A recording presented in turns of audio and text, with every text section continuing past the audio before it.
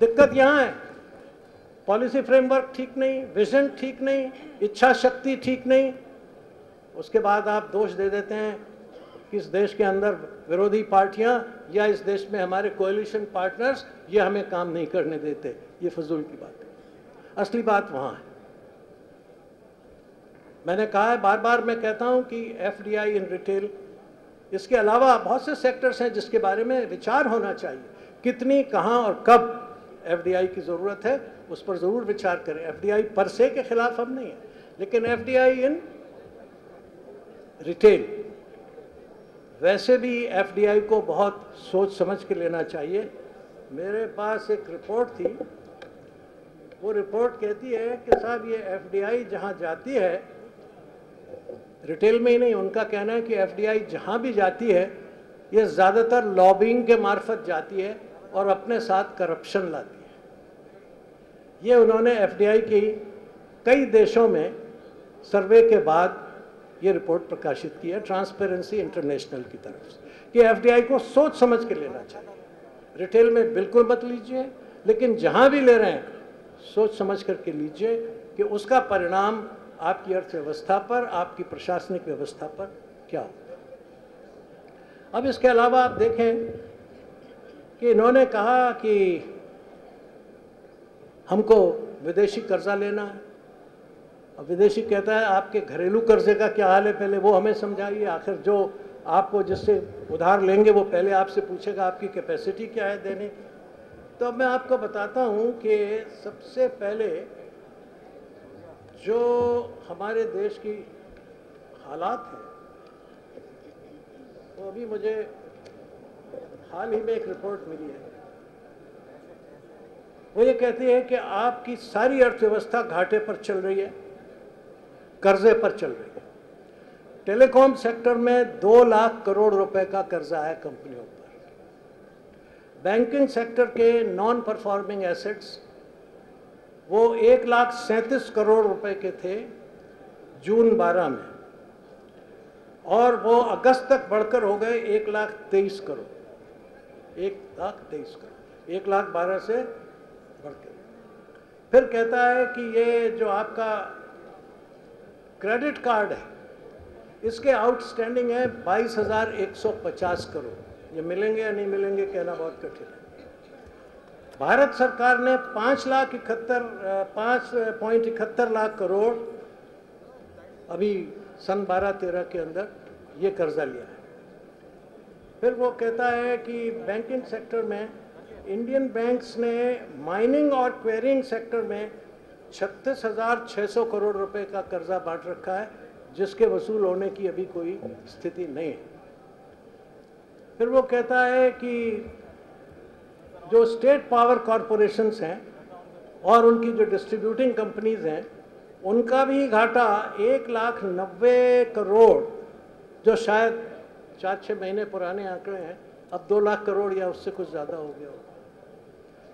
कंपनियां, 10 बड़ी कंपनियों का नुकसान 60,018 करोड़ से लेकर 86,700 करोड़, 33,000 करोड़, 40,000 करोड़, 45,000 करोड़, 93,000 करोड़, ये घाटे हमारी सारी बड़ी कंपनियों के हैं, जिनको जो या तो अपनी शेयर कैपिटल लिक्विडेट करेंगे या एसेट्स बेचेंगे या कंपनियां डिसॉल्व होंगी, कुछ कहा नहीं जा सकता। ये आपको मैं बताना चाहता हूँ कि 10 हमारी कंपनियां जो ऐसी हैं, इनका जो लॉस है वो 5 गुना हो गया है 5 साल। हर साल लॉस बढ़ रहा है, हर साल लॉस बढ़ रहा है। ये सही लॉस है या आर्टिफिशियल लॉस है? अगर सही लॉस है तो वो देश के लिए खतरे की घंटी है। मैं वित्त मंत्री जी जो बार बार कहते हैं ना हम अर्थव्यवस्था को सुधार लेंगे, ग्रोथ आएगी तो सब ठीक हो, ये क्या ठीक हो? ये ग्रोथ है या मिसमैनेजमेंट है? क्या है ये देश को गुमराह करने की जो पूरी कोशिशें हैं इनकी, इसको अच्छी तरह हमें समझ लेना चाहिए। एक विदेशी रिपोर्ट ये कहता है क्रेडिट स्विस से कि 10 सबसे बड़ी कंपनियों का जो कर्जा है वो टोटल बैंक लोन्स का 15% है। 10 कंपनियों ने, ये 10 कंपनियां अगर बैठ गई तो 15% ही क्या है आपका? ये बहुत बड़ी राशि है, कम नहीं है। अब बैंक्स खुद की हालत देखिए, मकानों के क्षेत्र में, रियल्टी के क्षेत्र में स्टेट बैंक ऑफ इंडिया ने 1,44,000 करोड़ रुपया कर्जा दे रखा है, और बाकी सब बैंक्स का मिला के 4,37,000 करोड़ रुपया रियल्टी में फंसा हुआ है। और इसके बावजूद 5 लाख से 10 लाख तक मकान बिके नहीं हैं। ये अगर मकान बिकेंगे नहीं, ये पैसा वसूल नहीं होगा, और आप उसी कर्जे के चक्कर में बैंक पड़ जाएंगे जिसमें अमेरिका है। इसलिए मैं कहता हूं बार बार वित्त मंत्री जी से कि आप अपने फंडामेंटल्स को ठीक कीजिए, अर्थव्यवस्था को, अपने मौलिक सिद्धांतों को ठीक करना चाहिए। ये बुनियादी बात है, अब वो नहीं कर रहे हैं। कभी कभी मुझे लगता है कि प्रधानमंत्री जी और वित्त मंत्री जी बार बार कहते हैं कि there should be depth in thinking. मैंने कहा right, it is depth in thinking but depth in economy. सोचने में ज़रूर गहराई चाहिए, लेकिन अर्थव्यवस्था में कर्जा चाहिए, डेट चाहिए। ये जो उनकी नीति है, और ये इससे जाहिर होता है कि सारी अर्थव्यवस्था वो कर्जे पे चलाना चाहते हैं। विदेशी कर्जा यहाँ से नहीं मिले तो विदेशी से लाओ, अब विदेश से भी नहीं मिलेगा तो कहाँ से लाएंगे? एग्रीकल्चर, ये जो अनाज के दाम बढ़ रहे हैं, क्यों बढ़ रहे हैं? वित्त मंत्री जी ने कहा कि शायद इस साल भी हमारे यहाँ अनाज कम पैदा होगा, लेकिन सिर्फ हमारा ही सवाल नहीं है। आज दुनिया के बड़े बड़े देशों में अनाज कम पैदा हुआ है, और इसलिए इंटरनेशनल प्राइसेस आगे गई हैं। हमको बताया जाता है कि चूंकि हमें ग्लोबल वर्ल्ड के साथ रहना है, तो उनका अच्छा बुरा सब हमें बर्दाश्त करना होगा। अनाज के क्षेत्र में हम सबसे ज़्यादा बुरा बर्दाश्त कर रहे हैं। सारी प्राइसेस इसलिए बढ़ी हुई हैं कि दुनिया के 40 देश ऐसे हैं जहां अनाज का एक दाना नहीं पैदा होता, और वो सारे अमेरिकन, जापानीज़ और चाइनीज़ अनाज के ऊपर निर्भर करते हैं। सबसे ज़्यादा अमेरिकन अनाज पर निर्भर करते हैं। पिछले साल अमेरिका में तूफ़ान और मौसम की गड़बड़ियों की वजह से अनाज में भारी कमी आई, और इसलिए बाज़ार में दाम बढ़ गए। वो दाम बढ़ते ही, क्योंकि आपका अनाज का व्यापार कमोडिटी ट्रेडिंग के साथ जुड़ा हुआ है, कमोडिटी ट्रेडिंग के साथ, इसलिए यहाँ के दाम भी बढ़ गए। मगर इसका एक और भी नुकसान हो रहा है कि जो वो कंपनियां हैं जो अनाज से संबंधित चीज़ों का निर्माण करती हैं, वो फेल हो रही हैं। और वॉलमार्ट वगैरह का हिंदुस्तान में आने का एक मुख्य कारण ये है क्योंकि वो सब जिन्सों का व्यापार करती हैं, वो सब अनाज का व्यापार करती हैं। 80% अनाज का व्यापार करती हैं। इसलिए भारत के अनाज के व्यापार को कब्जे में लेना ये उनके लिए ज़रूरी है। हमने कहा सरकार से कि हमारे यहाँ नौकरियाँ नहीं हैं, रोज़गार नहीं है। उसका भी जवाब वो कहते हैं कि मल्टीनेशनल्स आएंगे तो रोज़गार पैदा करेंगे। कहा कि 1 करोड़ रोज़गार पैदा कर देंगे। कितने साल में, कितने दिनों में, और कितने रुपए से? एक वॉलमार्ट कंपनी का खुदरा बाजार, उसका टर्नओवर 420 बिलियन डॉलर का है।